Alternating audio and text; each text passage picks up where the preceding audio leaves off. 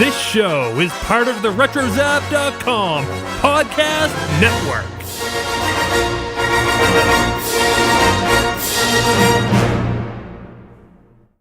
And welcome everybody to a Pinky in the Brain episode of the Animaniacs. We are very much alike, you and I. I doubt that. I am a lab mouse involved in an elaborate scheme to take over the world. Ha ha ha! No need to be bitter. You played well. Au revoir, Jacques. We'll see you in Davy Jones' locker. Didn't he sing lead for the Monkees?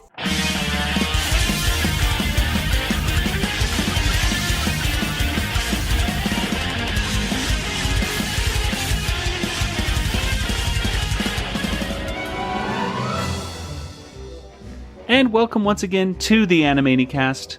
We are the only podcast that talks about the classic television series, Animaniacs. And of course, we talk about nothing else. Nothing at all. Today, we're going to be talking about the show Pinky in the Brain. Oh, wait. Okay, so we are talking about other stuff. But this is much more connected to Animaniacs than other stuff. Whatever. We're going to be talking about all the cultural references and gags. And in the end, we're going to give this episode of Pinky in the Brain a water tower rating.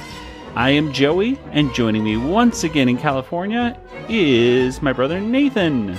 No more free harbor cruises. And across the country in Georgia, it's Kelly. Hi, I'm Bob Ballard from Woods Hole Oceanographic Institute, and you are watching Sequest. Oh, you're putting in references from Sequest. I knew you had to in this particular episode. Yes. This one had Sequest Kelly written all over it.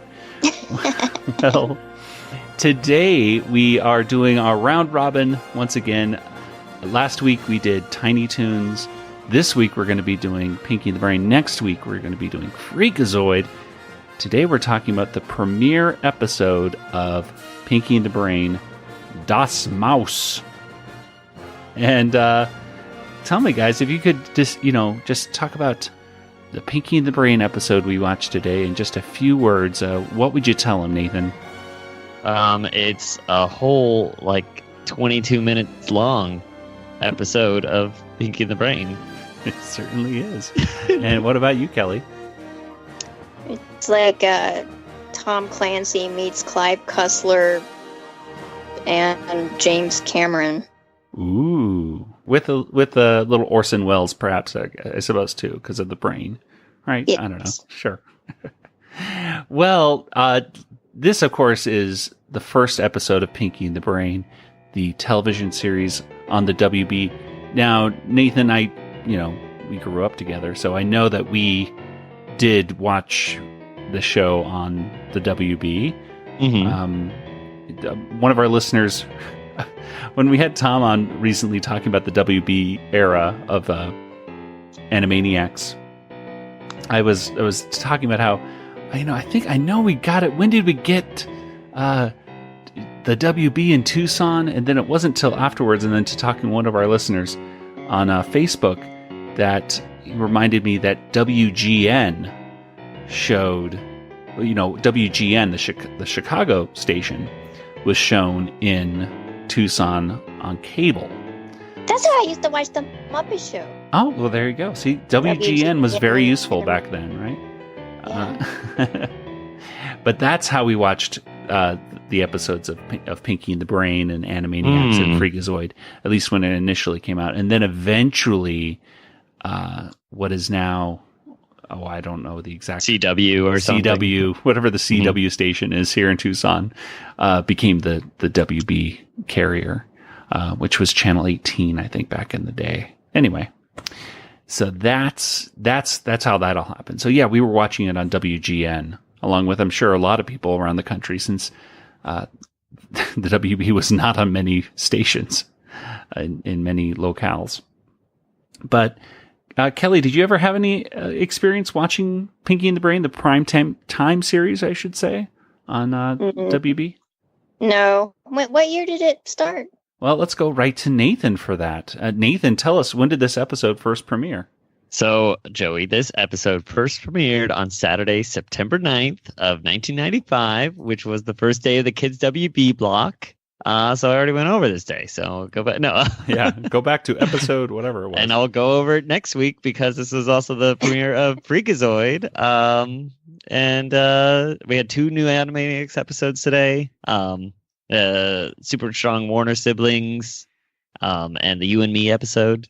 And then Sylvester and Tweety Mysteries was also premiered, and Earthworm Jim also premiered, as well as the Sony PlayStation was released on this day. So very exciting. I'll probably get some more stuff for next week. Yeah, I had to find something. Got to hold back some things. Probably at work when this premiered or something, so I didn't catch it. Yeah, it was on Sunday night, and of course, Wait, no, Sunday night. Yes, Sunday night. I would have been watching Sequest. Well, there you go. Because this was, you said 95? 1995. I think Sequest was still on by then. But that would have been like the third, that would have been like the 3rd season, so I wasn't even watching that religiously. I don't know what I was doing on Sunday nights then. Well, it certainly wasn't, we're like most of the country, it wasn't watching Pinky and the Brain. Because and especially in places like LA, if we remember when Tom was on our show just a few weeks ago, when Pinky and the Brain was about to premiere, and they're all anxiously awaiting this prime time showing of their cartoon show, and then the LA circuit boards or whatever happened just collapsed. And tragic. And so, yeah, what a way to start off the WB era of Animaniacs and Pinky the Brain and stuff. Boy, oh boy. Not very auspicious beginning. No, it wasn't. So if you haven't checked out that episode, by the way, please do. It was a very revealing episode, very interesting. I think Tom was very honest about his opinions about some of the WB executives who worked there at the time, and how they did not know comedy, especially when it came to Pinky and the Brain, where he was talking about how they wanted to make it into a primetime sitcom kind of show too, which I thought was pretty interesting. Some of those elements, he doesn't really sugarcoat, does he? No, he doesn't. That's why we love him so much. But if you, some of those elements, of course, did make their way into the show, but this first episode was very much like a standard Animaniacs episode. This is something I think they had produced a while before. We don't know the exact time, but it seems like they had kind of made it just like they make every Pinky and the Brain episode. Well, let's go ahead and get straight into our discussion. Let's talk about part 1 of Das Maus. This is Maurice LaMarche, the voice of the brain, and you are listening to the Animaniacast.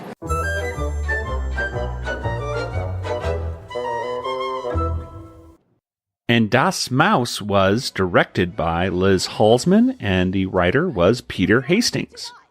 We should also talk, before Kelly take it away, we should mention this longer theme song of Pinky and the Brain, which has a few more lyrics on it, and some shots of Pinky and the Brain from, previous episodes on Animaniacs.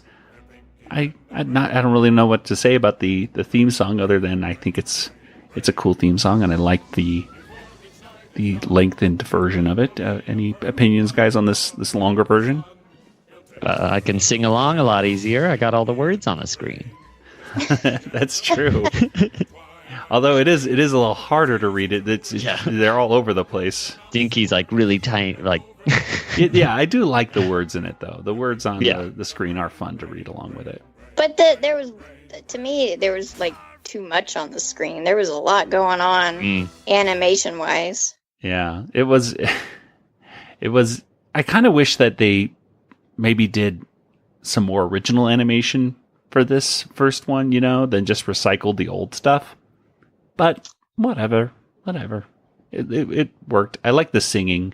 I could definitely hear a little bit of Rob Paulsen in there. I can't off the top of my head tell who else is singing along with him, but I could tell Rob Paulsen has one of his, deeper voices going on, singing along. So it's a cool song.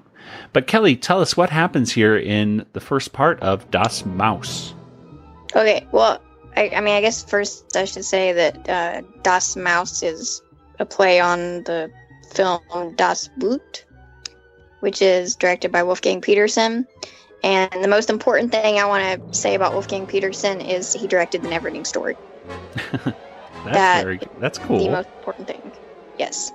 So, but other than that, it really has no connect. I mean, I haven't seen the film. I've seen a lot of his other movies, but I don't think it has any other connection to Das Boot, to be honest. So it's, the same story as usual.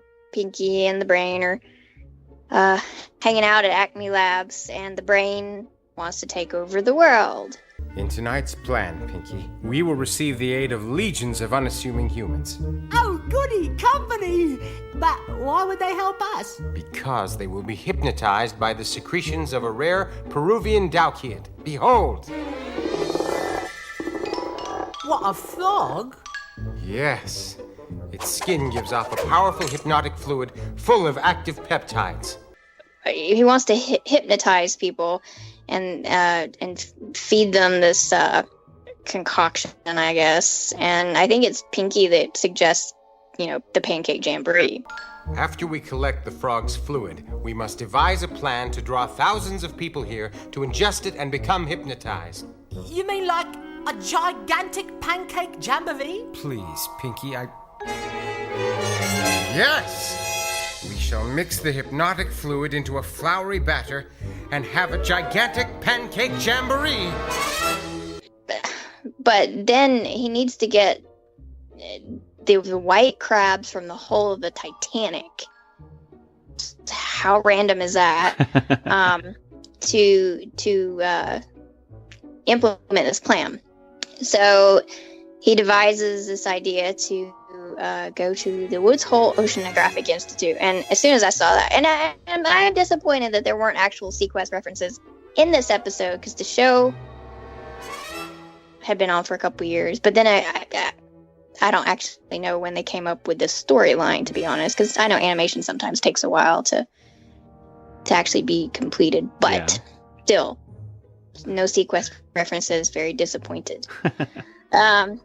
But so they sneak off to the Woods Hole Oceanographic Institute, which is where Bob Ballard of seaQuest fame is how I knew him originally. And then James Cameron made the Titanic really popular with the movie and everything. But I knew who Bob Ballard was before that because he was on seaQuest, and he discovered the Titanic. And the funny thing is Clive Cussler wrote a book called Raise the Titanic about 10 years or so before the Titanic was discovered. So he came up with this whole original plot and, ideas about where it was. And I'm getting way off topic here, but I get really excited because I love Clive Cussler books. And I read this book many, many years ago. And they made a movie, and the movie was so abysmally bad that Clive Cussler said, I will never let them make another movie out of my books again. But then he made the mistake and let Matthew McConaughey star as Dirk Pitt in Sahara. No. Okay, that's all I'm going to say about that. So I don't think anybody saw Sahara, by the way. Did anybody? My dad and I saw it in the movie theater because we're the biggest Dirk Pitt fans in the world. Okay. I actually got my dad to autograph the Clive Cussler book for like Father's Day or his birthday one year. So we saw it out of, solidarity, but and then immediately tried to forget it. So anyway, so they go off to the Woods Hole Oceanographic Institute, and they're gonna steal the Alvin, and they go inside the sub, and there's a club on it. Take us ahead at 12 knots bearing 229. Bow planes at 15 degrees. On my mark. Brain? Captain Brain, what is it? Drat. The Sub Club. What do they... That's what do they call them? Oh, like LoJacks. Yeah, well, they called them the club at the time. I mean, they had them on everything in the 90s. I guess like one of the brand name was like LoJack, yeah. But my friend Jason, I mean, he had the club on his Mustang back in the 90s. It's just what you put on the car. This, of course, is the Sub Club, which is very, very, very cool. You got to get those on your Alvins. So there's one to help prevent them from stealing it, but Pinky actually discovers if they only make right turns, then they'll be fine. So that's what they do. They spin it to the right, and Brain wants Pinky to call him Captain Brain, and then they go down under the surface. Because beneath the surface lies the future. Sequest. Y'all got that right? Very slightly, yes. I knew it had to be a Sequest reference. Okay. I'm not obsessed or anything. Not at all. Not at all. I was writing Sequest episode recaps for Big Shiny Robot. Shameless plug. But then I realized a marine biologist had actually gone back and rewatched all the episodes and commented on them for another website. Then I was like, I don't have anything to offer like that. So I got kind of depressed. I may get back to it, but I was like, yeah, I don't have that insight. I just like Jonathan Brandis is dreamy. Yay, Spielberg. That's all I got. We're forgetting one thing right here, because after they go off into the ocean, Pinky is told to randomly change the coordinates of their sub. Oh, yeah, I thought that was in the next segment. No, this is in the first part. There's a lot of things go on in the first part. Mm-hmm. Okay, well, I'll continue. So, the code, like it's like a radio transmitter or something that I guess shows them Woods Hole where they're located, and so it says WHOI, Woods Hole Oceanographic Institute, and so Brain tells Pinky to randomly change it so it'll confuse the system, and Pinky's a little unsure of that, and Brain's like, you can do random, Pinky, and so he does, and then he turns it to Narf. Of course. Yep. I saw that coming, but this ends up alerting the CIA. Have you ever heard of Jack McGuire? Captain, North Atlantic, Cold War nut. He was discharged. Always saying that when the enemy arrived, it would be with some mythical nuclear attack readiness formation. NARF. NARF. The old man is concerned. The president? No, just some old man. And this is a very funny scene between these two agents. One of them is a general, I suppose, and the other is a CIA agent. And they're talking about the boys aren't very happy about this. And the boys want that thing terminated. The boys? You mean the Pentagon? No, my two boys, Josh and Aaron. You leave immediately. We're sparing no expense on this one. Here are your bus tickets. The scene ends with them going to a soda machine, which is in a locked... You think they're going into this room, and it turns out that it's just a soda machine behind this locked vault. And unfortunately, the machine is out of Fresca. But basically, at the end, they go off to find out who these people are who stole this sub and are fixing to blow up the world with a nuclear weapon, apparently. And Nathan, where does this CIA agent go? Well, I just wanted to point out a line I thought was really funny. Was when he says, we spared no expense, and then he hands him a bus ticket. All right. But the spared no expense, we all know. It was Jurassic Park. Thank you. Just making sure.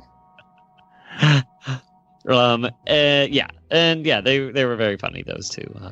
But we are in the sub now, and Brain is mapping the course. What should take 2 hours is going to take 7 months.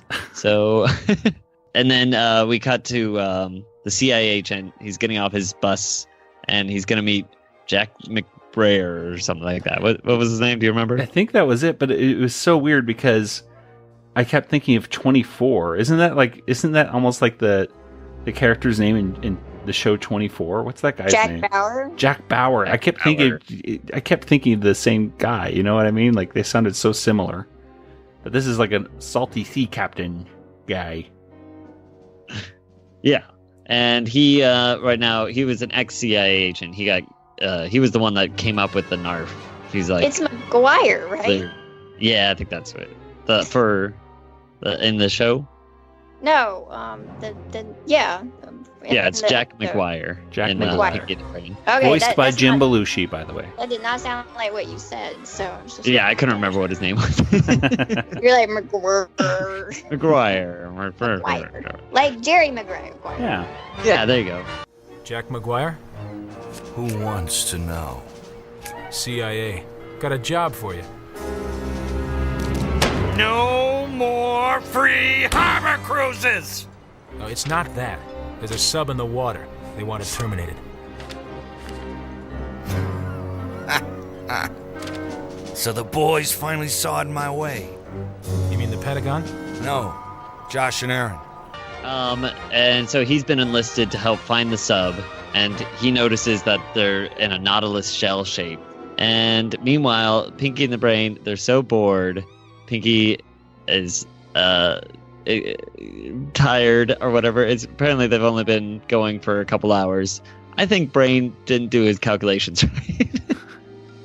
Is what I'm coming to now, and the fact that they've gone so far, and yet it's only been the same day. It's like 17 minutes, I think. He says, how long have we been doing this? 17 minutes.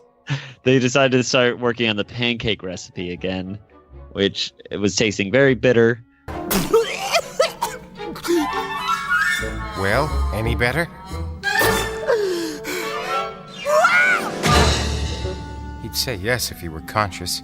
Pinky's asking if he can take over and work on the recipe, and Brains says fine, as long as you stop the buzzing of the alarms going off. And they realize that's because there's dropping death charges. Death charges onto the sub from above. Then they contact them. So they have a funny conversation between Jack McGuire and the Brain, where they almost think that he's Jacques Cousteau. How do you say that? Cousteau. This is Jacques Cousteau. Really? Can you prove that?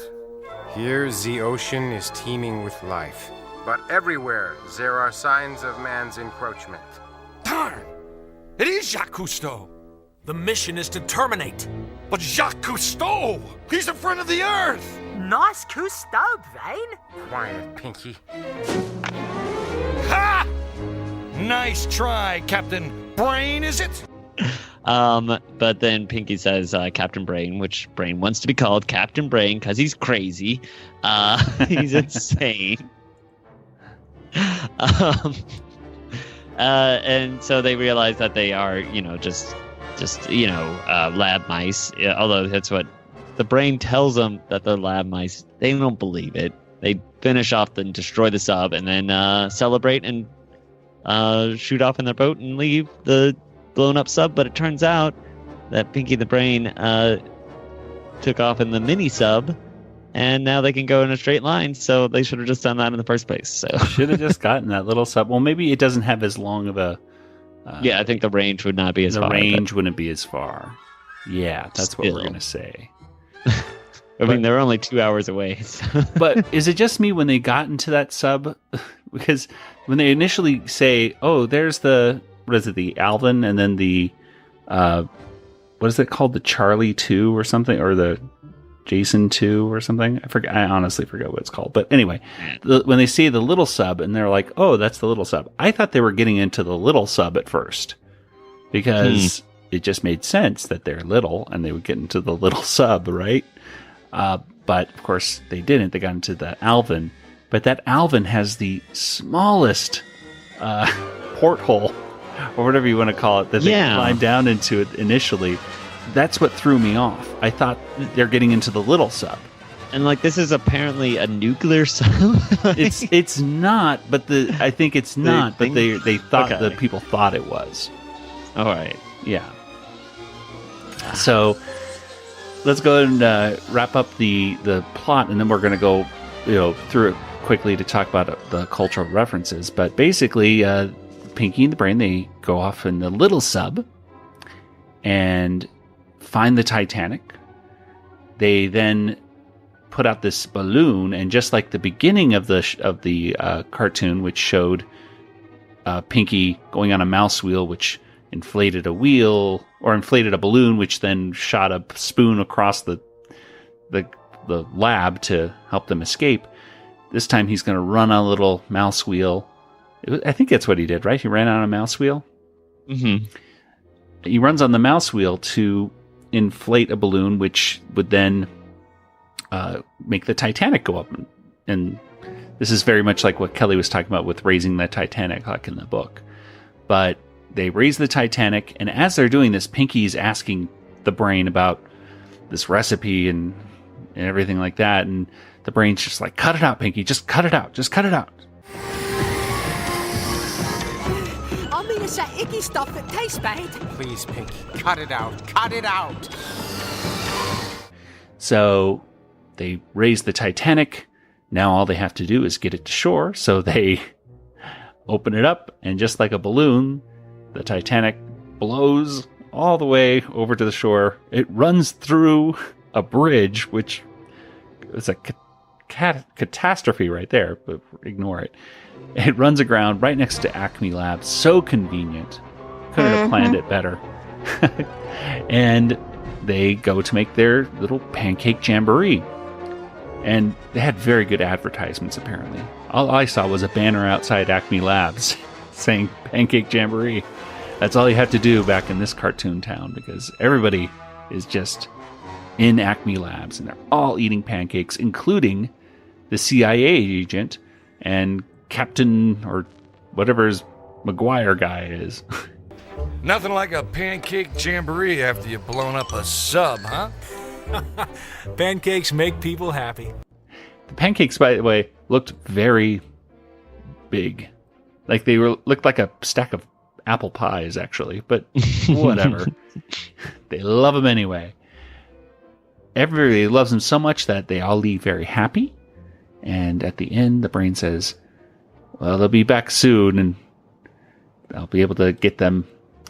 And he asks Pinky, how did you get them to eat it? That stuff was so bitter. Especially when you think about they just ate pancakes with crab meat in them, which is also very weird. They shall return to serve, happy and content to have us rule over them. Well, isn't that nice? Narf! Tell me, Pinky, your pancake batter, how did you manage to hide the bitter taste of the hypnotic Sapo? Well, like you said, I cut it out. Cut what out? That hypnotic stuff tasted terrible, Brain. So like you said, I cut it out.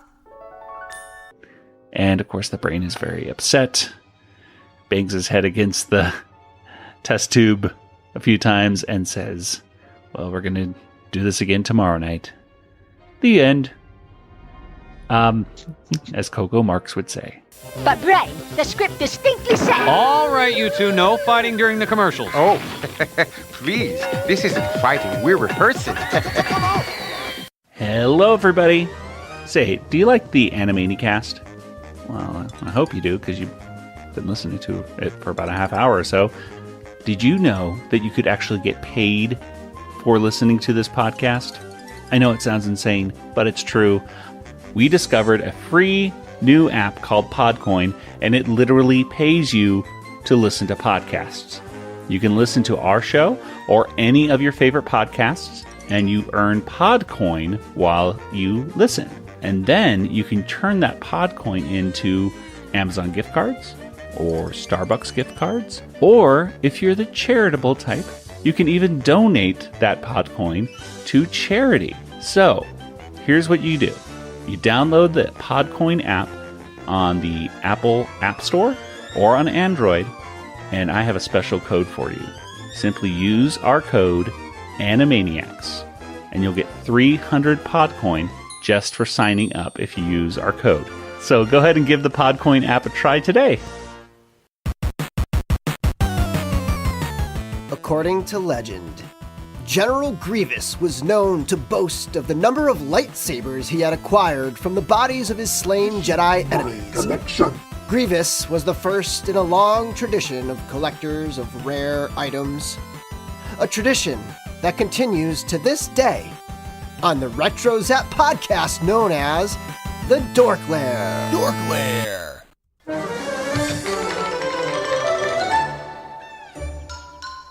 Hey, this is Colin, voice of Randy Beeman's pal from Animaniacs, and you're listening to the Animaniacast. Okay, bye.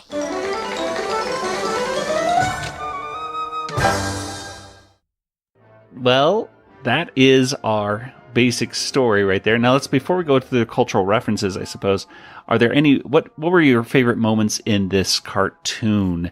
Nathan, let's start with you. They were able to drive through land somehow.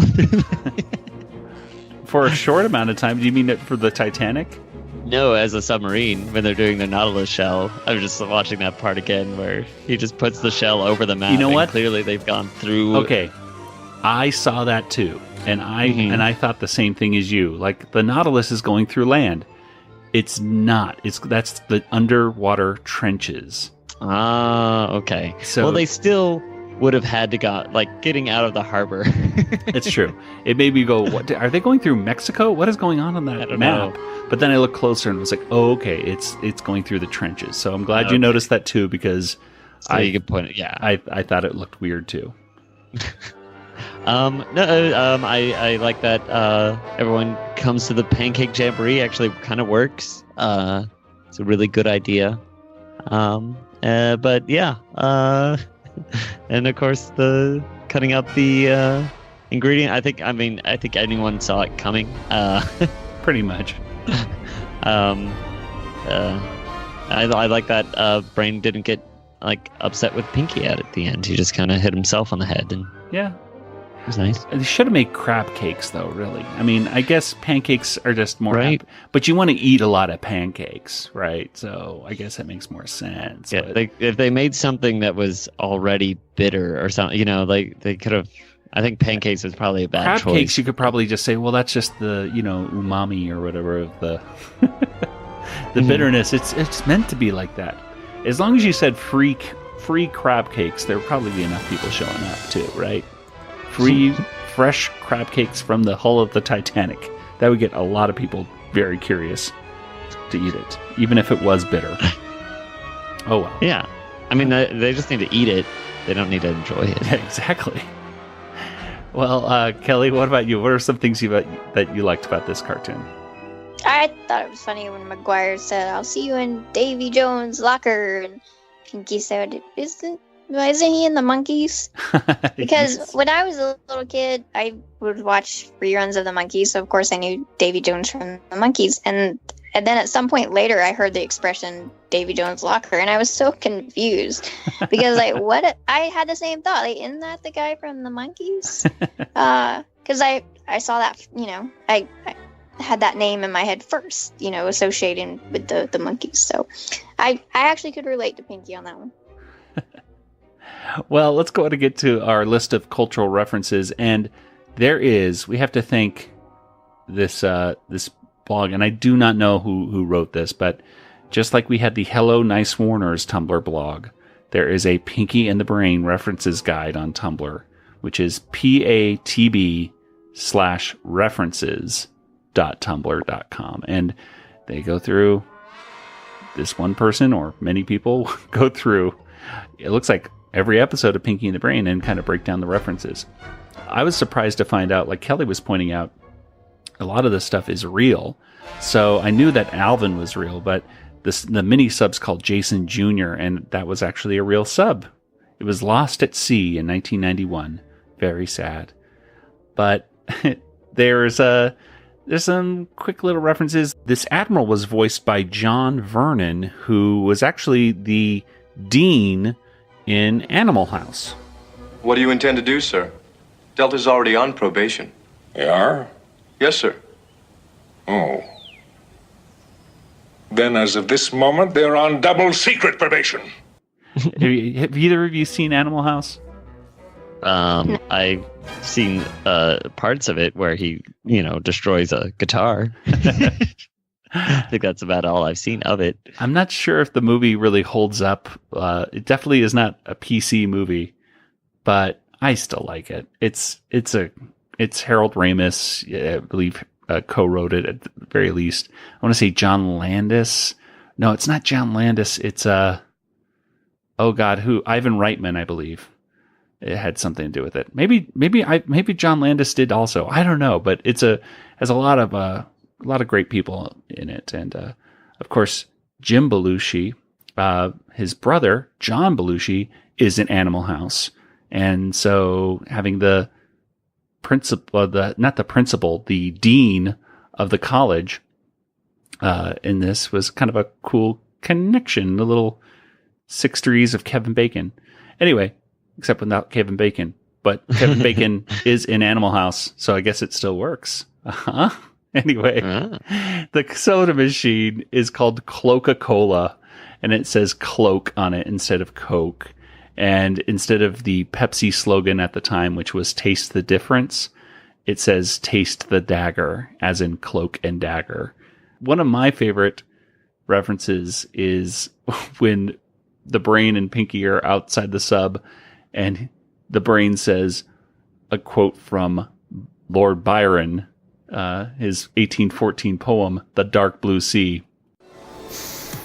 Roll on, thou deep and dark blue ocean, roll. Byron. Good one, Vane. Oh, I've got one too. Hey, you kids, stay out of that riptide. Baywatch. That was very cute. Yeah. This person's saying Jack McGuire seems to be a composite of Jack Ryan and Dirk Pitt. Dirk Pitt, yes. That's from the Clive Cussler. Oh, okay. You already mentioned that. Dirk Pitt. Yeah, my dad got me to read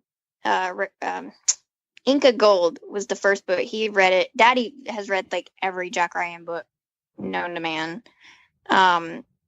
He loves Tom Clancy. And so in high school, he's like, you should read this book. It's called Inca Gold. And the dude's like Indiana Jones. I'm like, I'm there. Give me the book now.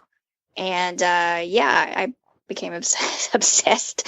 So I read I haven't read a lot of the more recent ones because the character has aged and he's got grown kids now. And, I guess it lost a little bit of the appeal. Because as we've discussed in previous podcasts, it's not fun to see some of your heroes age in fiction because, Indiana Jones. Stop. But the character is this sort of rugged underwater, expert scuba diver, treasure hunter. He's just cool. He's kind of, he's kind of like he's like Jack Ryan meets Indiana Jones, really. So I was thinking Quint from Jaws mixed with Rambo. No, he's because it's get you out of retirement. Not quite like Rambo. No. He's a lot more like Jack Ryan, but it's all underwater. But there's a lot of technology and artifacts and battles with other governments and there's always bad guys after something and maybe a little James Bond too, I guess. Right. So they're fun books. They're fun. And so that's why I was like, no to Matthew McConaughey because he is not Dirk Pitt. And Harrison Ford couldn't play him, although I would have chosen Harrison Ford because Harrison Ford has already basically played. I mean, he's played Jack Ryan and Indiana Jones. So he's like, all right, let's not go crazy casting him in that same kind of role. But they'll never make another movie. Well, there's some more technology references.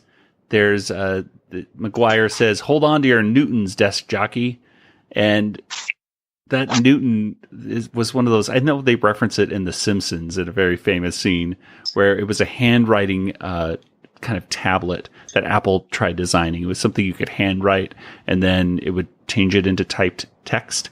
And according to The Simpsons, it never worked. But yeah, that's an early little reference from the 90s. I thought they were talking about the unit of force, newtons. Oh, but yeah. No. Nope. That would have worked too, but whatever. The brain is reading a Jackie Collins book, which actually doesn't exist, called Oxnard. And it's just kind of a cute little joke that he likes reading, trashy romance novels. This is much funnier than The Stud.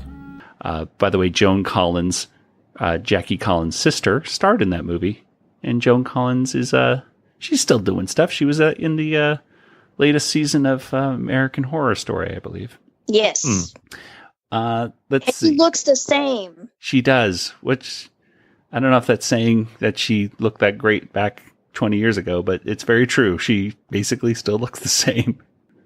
And as for the other kind of references, we already mentioned Raising the Titanic book. We've already mentioned some of the monkeys stuff and everything. But yeah, that's pretty much it. I do want to mention one other thing that I thought was very cute. It's kind of a throwaway little moment. But the brain does kind of get into Pinky's way of his mannerisms, I suppose. And specifically the word narf. Narf!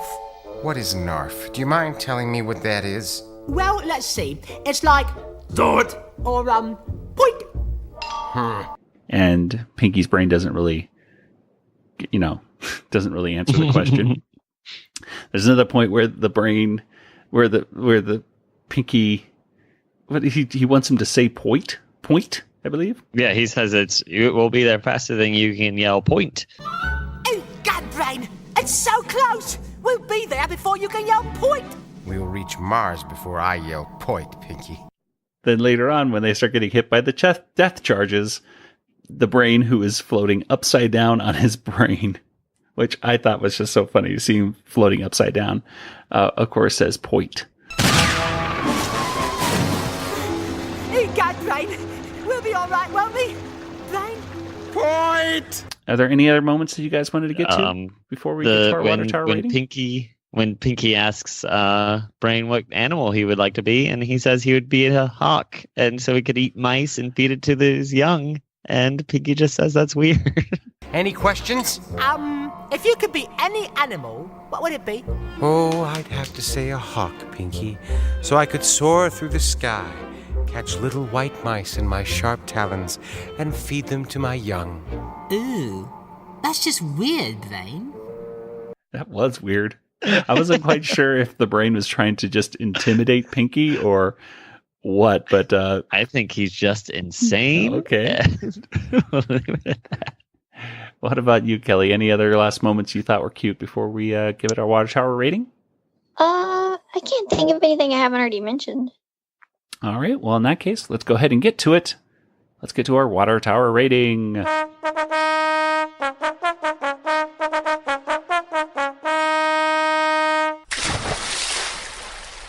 What do you guys think? Out of 5 water towers, how many would you give this episode? Nathan, let's start with you.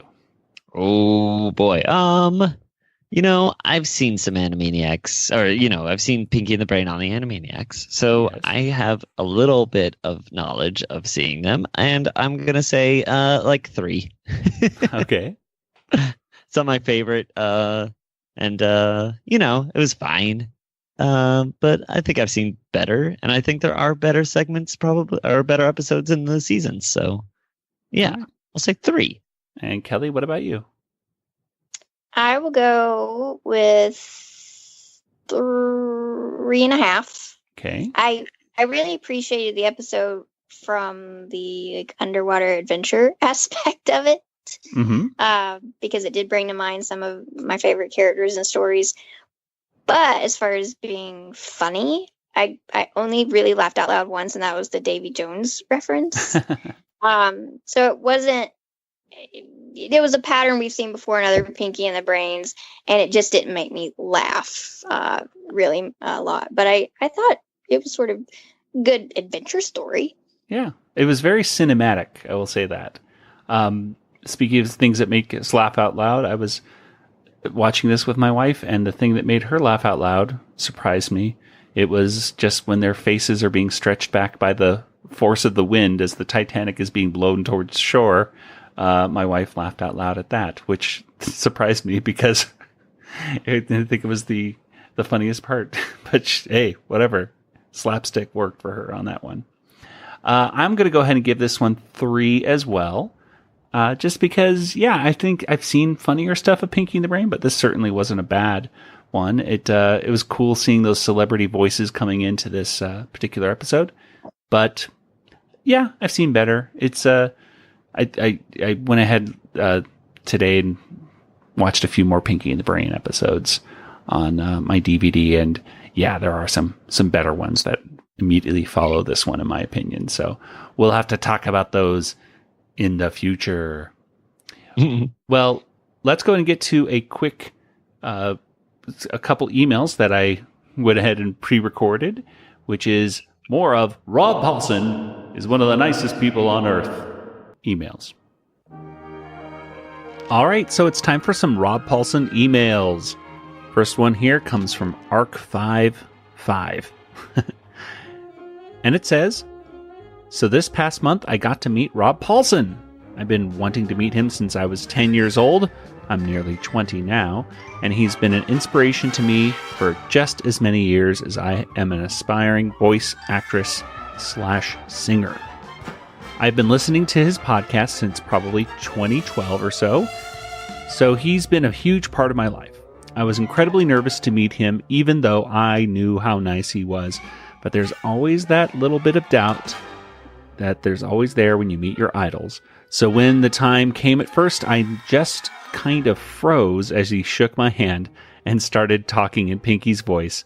But then he made me burst out laughing and I got much more comfortable. We talked for a bit about the podcast and he got excited when I mentioned how long I had been listening and was just so gracious as I thanked him. Then we took a picture and parted ways. But that isn't where the story ends. I had such a good conversation with him that I really wanted to go back and talk to him more about my passions and thank him for the influence he's had on my life. So I went back, and not only did he recognize me, but when I said my piece, he encouraged me to keep moving toward my goals and do it because I loved it. I was on the verge of tears after all his kind words that still resonate in me. As I started to walk away, he called me back and asked if I had any social media. I said I did, and he asked if he followed me, to which I responded no, and he said he would follow me when he had the chance. I was shocked that the man I'd idolized for years wanted to keep up with me.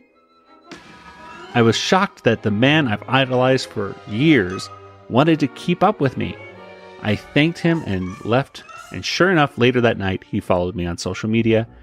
He could have just let me say my piece and thanked me and sent me on my way, but instead, this incredibly kind and generous man took the time to encourage me and have a heart-to-heart with me, and leaving me with the best memory I think I will ever have. Again, that's from Arc 5. I'm guessing Arc 5 must be a Star Wars fan as well, with a name like Arc 5. And if that's the case, awesome. Next email here comes from Brandon. Once traveled to a weekend-long convention in Detroit to meet Rob in person. During that time, my friend's father suddenly passed away, so Rob prepared a video of himself cracking jokes in several characters' voices to help cheer them up. After telling him how much my friends appreciated his gift, I mentioned that I also don't have a father figure in my life and explained how much it warmed my heart to see him offer a source of comfort to others in a similar position. After receiving a giant hug from him, I walked away simply beaming. Rob's a hero to me. And that's from Brandon. Again, thank you, Brandon, for sending that in. And our final email from today comes from Alex. And she says, seeing as how I finally achieved my dream of meeting the great man at the beginning of this year, I'm primed to submit my story. I apologize if this is a lot of words, but what can I say? I poured my heart out here. So here's what she said. My boyfriend and I have shared appreciation for voice actors, as they are literally the people who made both of our childhoods. We both have our favorites, and my all-time favorite has always been, of course, Rob Paulson. Rob was in almost every single thing I watched growing up, and I can pick out his voice no matter what the role. Animaniacs was one of the first cartoons I ever watched. I am on the autism spectrum as well, and the fact that Rob is such a big supporter of people with disabilities just makes him all the more perfect in my eyes. When I purchased our tickets for Animaniacs in concert last summer, I was bursting with excitement that was gradually joined by exponentially growing fear as I began remembering how nervous I get meeting celebrities, and also realizing I'm going to meet my favorite voice actor. After a traumatic holiday season involving a family fallout, the anxiety over meeting Rob skyrocketed. Friends on Twitter who had met him gave me constant reassurance that he truly is one of the nicest people in the world. The day finally came, with excitement and anxiety competing with each other for top billing. As soon as Rob and Randy walked on stage, I burst into happy tears. The show was, of course, phenomenal, and I was hardly able to contain myself as they played all my favorite songs from the show. When it came time for the meet and greet, anxiety began to win out. I felt lightheaded and slightly nauseated, and my hands were flapping up a storm. My boyfriend, a friend of mine who was attending the show, and even the lady coordinating the meet and greet were all trying to calm me. As soon as it was our turn, my heart started pounding. My legs shook with every step as my boyfriend and I walked over to Randy and Rob. I said hello to Randy first and then to Rob. When I let him know it was me, his friend Alex from Twitter, his face lit up and he exclaimed, "You came!" I received a lot of hugs in my time, but none so memorable as the one that Rob gave me. His hugs are in the dictionary definition of genuine. I was so overwhelmed with happiness and with trying to process everything that was going on at once. I couldn't stop apologizing for the way I was being, and he let me know it was okay. He hugged me again and again, like I was an old friend. We talked a bit more, took a few pictures with my legs still shaking. Then my boyfriend and I received our signed posters and headed on home, after one last hug from Rob, of course. It was truly an unforgettable experience. The next morning, I sent him a message on Twitter. He followed me as a little gift for my 21st birthday.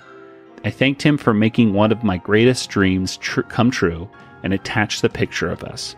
I received a very sweet message back that once again brought me to tears. A few weeks later, we became Facebook friends. Rob is an angel on earth, and I feel so honored to call him a friend. He always takes the time to make his fans feel special, and you leave him feeling this warmth in your heart that just never goes away. Having autism has always made it difficult for me to connect with people. With Rob, I just looked into his eyes and knew I had found a friend before he even said 2 words to me. His smile and his cheerfulness are infectious, and he just inspires me to strive to be a better person in everything that I do. My problems can't be solved by dropping an anvil on them, but Rob's wisdom is enough to get me through another day. All the best, Alex W. Well, thank you very much to Alex. Thank you to Arc5. Thank you to Brandon. Well, we still have a few more of these emails to get through, so if you have not yet sent in yours and you'd like us to read it on the air... No, well, sure, Nathan, you too. You can send an email, I suppose, but okay. You can send it over to animaniacast@retrozap.com. Well, tune in next week where we are going to be talking about what, Nathan? Oh, I think it's maybe a Freakazoid? That's right. The first episode of Freakazoid. And I'm excited because Freakazoid is one of my all-time favorite cartoon shows. I'm also excited because, Kelly, you've never seen an episode of Freakazoid, have you? No, I saw the opening a lot, but then it's like I must have changed the channel to something else at that point, or I don't know. I went to work or something. I have no idea why I didn't watch it.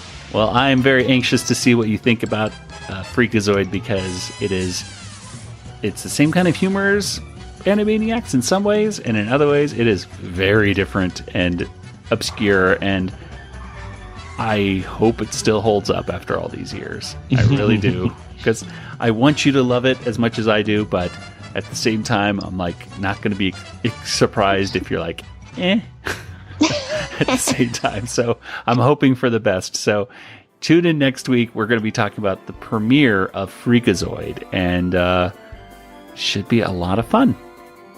Let's go ahead and get to some contact information. Nathan, where can people reach you online?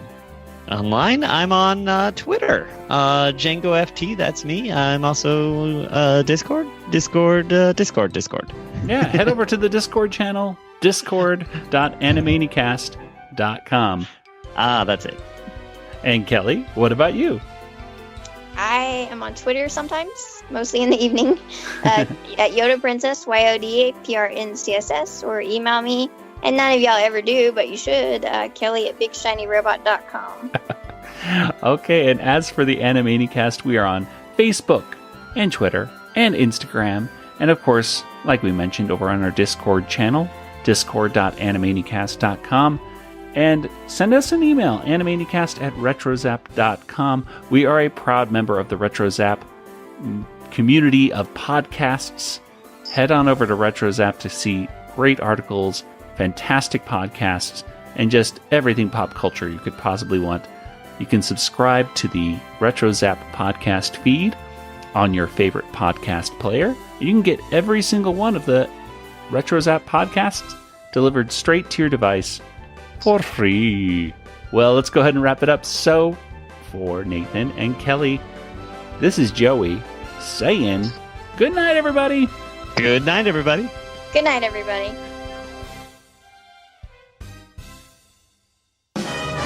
This podcast is not endorsed by Warner Brothers or Amblin Entertainment and is intended for entertainment and information purposes only. Animaniacs, Tiny Toon Adventures, Freakazoid, the Warner Brothers logo, all names, pictures, and sounds are registered trademarks and or copyrights of their respective trademark and copyright holders. All original content of this podcast is the intellectual property of the Animaniacast unless otherwise indicated.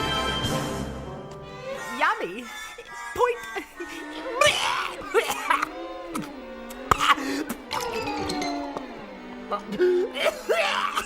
No!